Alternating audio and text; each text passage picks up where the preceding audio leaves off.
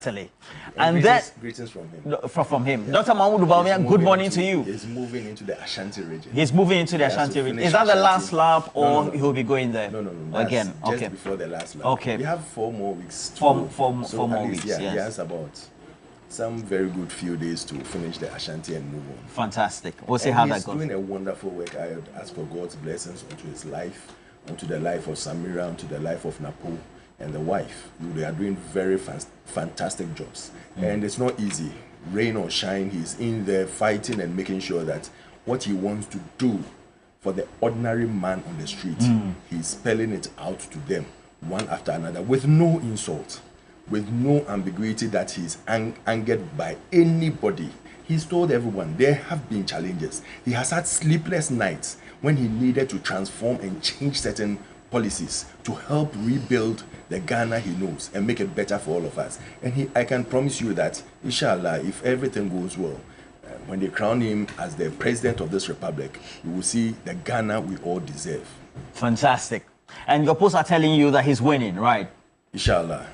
Mashallah, alhamdulillah. And then also, Malik Basintale is here. The Basintale boy, as John Dramani Mahama called him. You go on social media, he's now called the fireman, the Basintale boy. Had been on the campaign trail, riding motorbikes, supporting various candidates and the various campaigns of his party. He's here. Malik Basintale, good morning to you, Malik.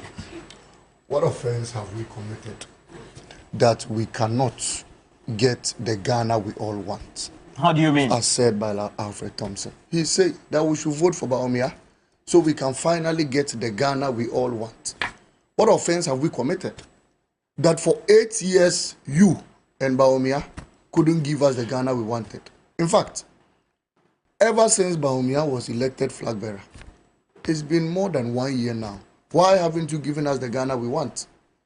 On 7th January 2025, 3 things will be done. Inshallah, John Mahama will be sworn in as the next president. Number 2, every Ghanaian will be issued a certificate of survival. Number 3, we will all move straight to Quick Loan and thank Quick Loan for holding all the youth of this country up. I said it and I'll repeat it. More than 80% of Ghanaians today survive on Quick Loan.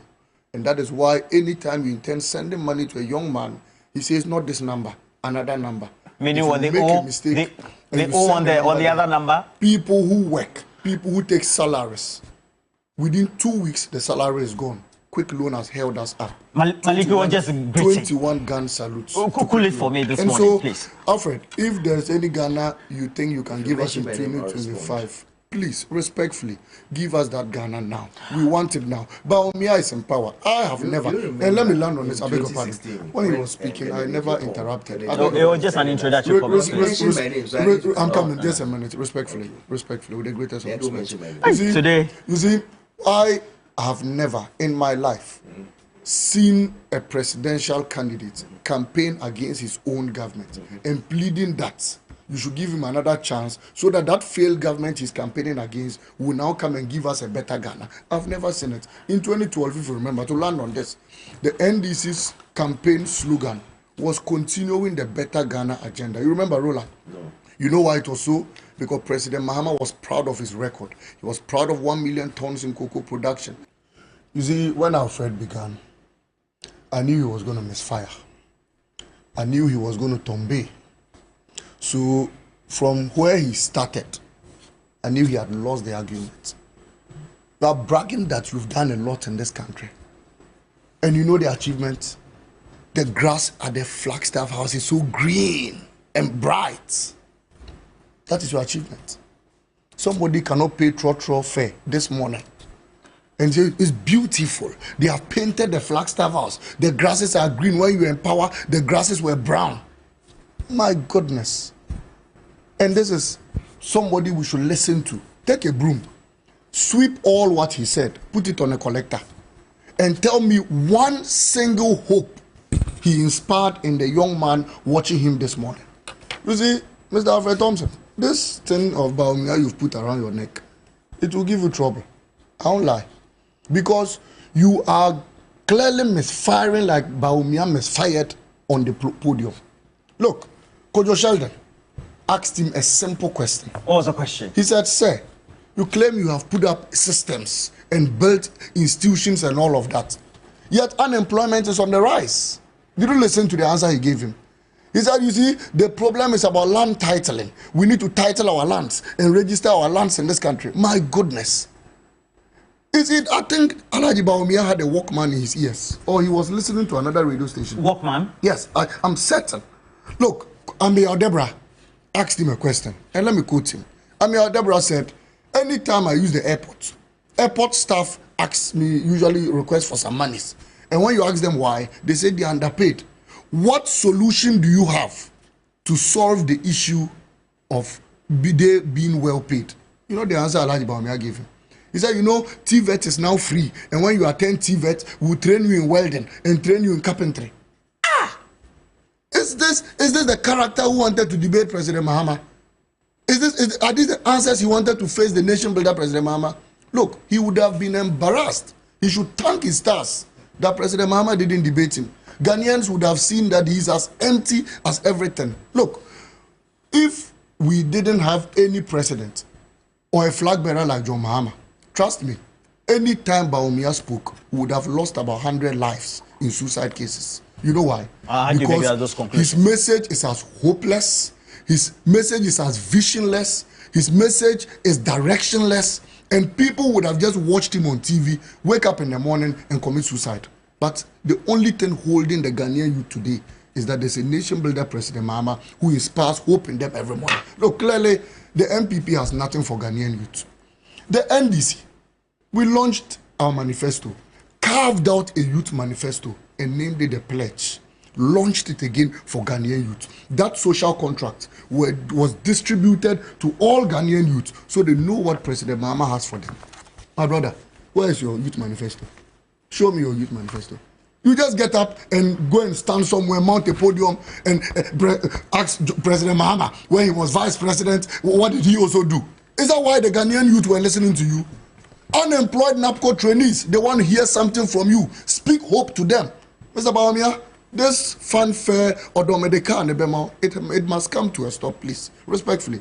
Napo, this is what they go about doing on campaign platforms. Don't they listen to President Mahama? Don't they listen to a 24-hour economy? Don't they listen to free tertiary education for level 100s? Don't they listen to agro-business development under President Mahama's Regime 2025? Don't they listen to President Mahama profess poultry production in this country? You know what they listen to? Yes. If you understood Akukon Ketenkete, you wouldn't have been selling a crate of eggs for 75 cedi today. If you understood Akukon Ketenkete, you wouldn't have been selling one chicken for almost 250 cedi today. President Mahama wants to boost local poultry, and all you people go about is Akukon Ketenkete. And you see, Mr. Akufo-Addo, with the greatest of respect, your tenure has ended. You've been named the mother serpent of corruption. Retire with that corrupt act. And stop coming out to say somebody's this and somebody's that, attacking President Mahama. This is the last warning to him. Martin Abidu labeled you all corrupt snakes. It is you. You are the first man to collect bundle, brown envelope in camera, bribe like this. So if you want us to give you your history, we'll give it to you. But look, let us think about the young people. And Roland, anytime I sit on set and I'm speaking, I know a young man is watching me who is unemployed, yet he wants to make Mama proud. How is that going to be possible? The game changer is a 24 $100 million fintech. Dr. Mahmoud Bawumia says he's elected, he levy, he's going to abolish it. He even says the betting tax will be. He got almost $100 million under his regime. Do you know what he used it for? They dug a national cathedral, a hole. The world's most expensive hole, 58 million. If he had intentions for the youth of this country, they would have used that 58 million to give young people jobs in this country. He sat here and said, oh, Bawumia will become president and solve the issues. What is he doing now? That means that for 8 years, he's been a total waste of our time. He's wasted our time, wasted our salaries, wasted our taxes on nothing. And you go about shouting. And you see, look, I think that, Mr. Alfred Thompson, advise your people. Anytime they get the opportunity, let them appeal to the conscience of the Ghanaian people. Let them apologize. They need to beg. That fanfare of dancing, Mama Mistiano, look, it must come to an end. Mr. Roland Walker, let us unanimously on this platform advise them. We mean serious business. President Mahama has spoken to Ghanaian youth, and the youth are proud. He says he's going to train 1 million people in the Codex program. He says he's going to build capacity of young people, even in tertiary institutions, where when they complete, they can get readily available jobs. He says the nurses and teacher trainees who are seated at home and don't have jobs, he will complete all the abandoned projects so we can post them in the work. And everybody knows that President Mahama had already done sufficiently well. Why? When we leave in office, unemployment in this country was around 800,000 people. You claim you've created 2.6 million jobs. If that was realistic, then we should have even had a deficit of unemployed people in this country. Oh, how? Because if 800,000 people are unemployed and you have come and you've created 2.6 million jobs, it means that we should have gone to the UK or even Togo to look for about 1.8 million people to come and even work for us, because everybody would have had a job. But after creating 2.6 million jobs, we have an unemployment ratio at 1.8 million people. How does that tally? And you think we are children, you think we don't wash our faces. Look, you say inflation. Inflation in this country under your regime, under Mr. Bawumia, had risen to 58% under your regime. A gallon of petrol, Mr. Alfred Thompson, how much do you buy it? Almost 100 Ghana cedis. How much does the dollar change for today? 17 cedis. Yet Bawumia came and told us in 2016, I would arrest the dollar, I would reduce the prices, the dollar is now in the queue. My brother, explain to us. Then they come and say digitalization. And anytime I hear him say that, look, Sheldon again asked him a question on digitalization. He says, we said you've done digitalization. Tell us the number of jobs it has created. Do you know the answer he gave Sheldon? He said, you see, when you register your land, you can now go and take a loan. So when you take the loan and then credit scoring, and you can pay a phone and be paying one CD on the mobile phone. So such character wanted to debate President Mahama. That man should not be taken serious. You wanted to debate President Mahama with these warped answers.